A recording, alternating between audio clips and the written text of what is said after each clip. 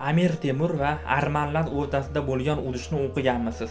Hozir men sizlarga mana shu urush qanday bo'lganligini tushuntirib beraman.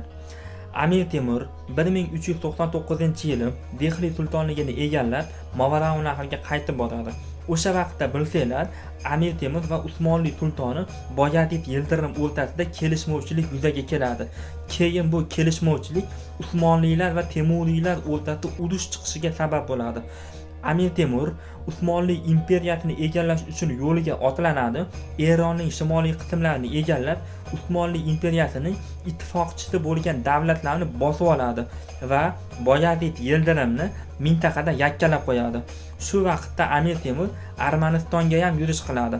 Ammo armanlar Temurga qarshilik ko'rsatmasdan darvozalarni ochishib, Amir Temurga tobeligini bildirishadi. Ya'ni Temurni har qanday shartlarga rozi bo'lishadi va jangsiz taslim bo'lishadi.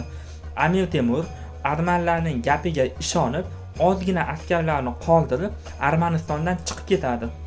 Ammo Temur ketganidan 2 kun o'tib, armanlar Temuriy qo'shinlarga hujum uyushtirishadi va Temur qo'shinini qirib tashlashadi. O'sha qirg'inda 2 ta Amir Temurning odami tirik qoladi. Ular Amir Temurni topib, uning yoniga borishib, bo'lgan voqeani aytib berishadi. Amir Temur esa shu zahoti ortiga qaytib, ogohlantirmasdan turib, armanlar ustiga qo'shin tortib, beshikdan bolasigacha qirib tashlaydi. Hech kimni, yoshi bo'ladimi, qari bo'ladimi, ayoli bo'ladimi, Amir Temur hech kimni ayab o'tirmasdan Armanistonda katta qirg'in o'tkazadi. Amir Temur xiyonatni umuman kechirmagan.